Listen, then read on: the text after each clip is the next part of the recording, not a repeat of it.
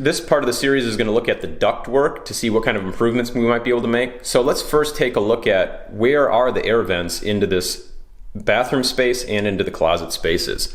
So if we take a look, that's going to be our main vent right there. And that's coming from the attic, and that's going to be the main conditioned air that's going to come into this space. Now we have a secondary vent, which is in this little bath space, this little toilet space here, and that's that one right there. So in this bathroom we have two vents coming in, and then we also have some vents in these closets. So on each side we have one of these ceiling vents there, and on the other side we have the same.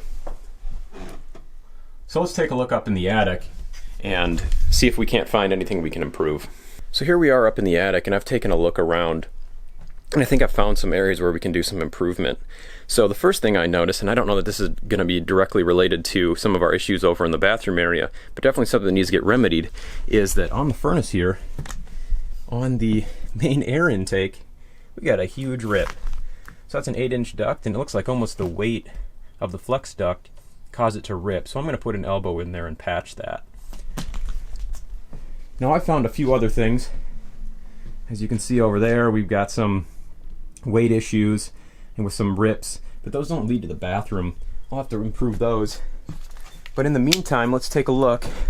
From the main furnace, we have this 8-inch duct that's running, and that's going to run over to our bathroom area. So let's follow this.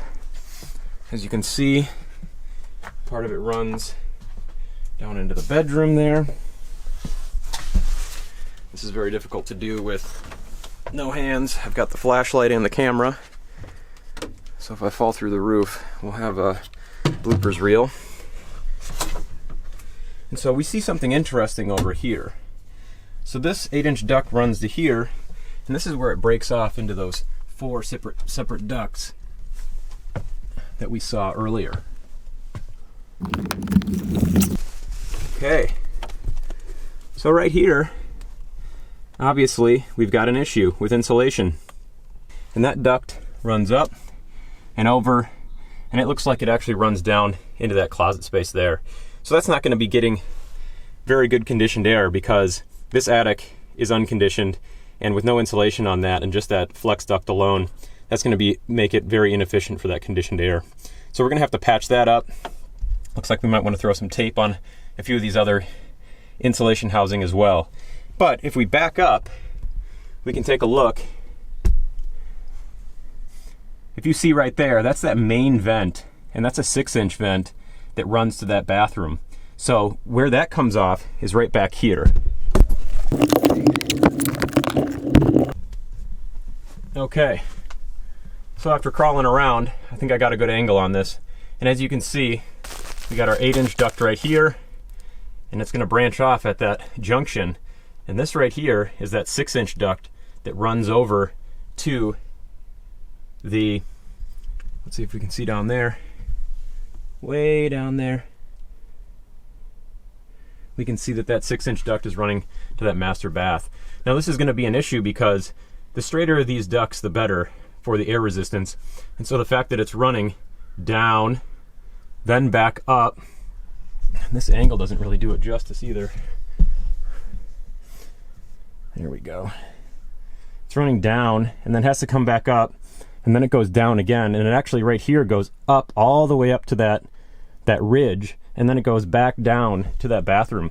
So I think what I want to do is I want to rerun this right off this elbow here, and I'm just going to run it straight here, straight over to where it goes in the wall. That way it doesn't have all this resistance here, because that air is going to be much more likely to go off into those other spaces into the closet, and then try to run to that little water closet as well. So if we can get this reconfigured, I think that should help us quite a bit as well. So here we are up in the attic, and we've got everything finished, so let me show you around. So I've done a little patchwork on a few of these ducts here. And then if you remember the air intake, I got an elbow on there, got that all patched up. And actually just replaced the 8-inch duct altogether on that intake. And so let's get over to the bathroom area. And so if we look at it from this angle, obviously you can see that we have a major change Before we had that gigantic junction with a lot of loops, and now it's just a single 8-inch we got running here, and then it breaks off in there. So let's get in there and take a look.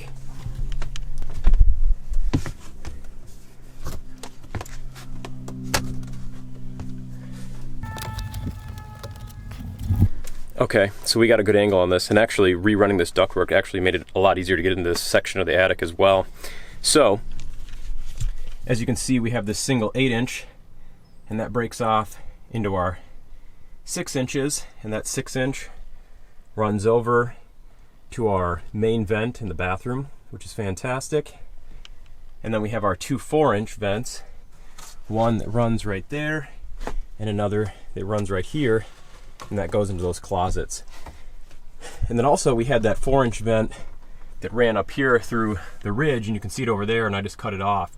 And when we get down inside the bathroom, I can show you what I did there, but the reason we cut that off is that vent's just sitting up here in the heat, and basically it's got warm air in it most of the time, and that warm air, we noticed, was coming out of the vent quite a bit. So on average, it was actually making the bathroom less efficient, so we just pulled that out.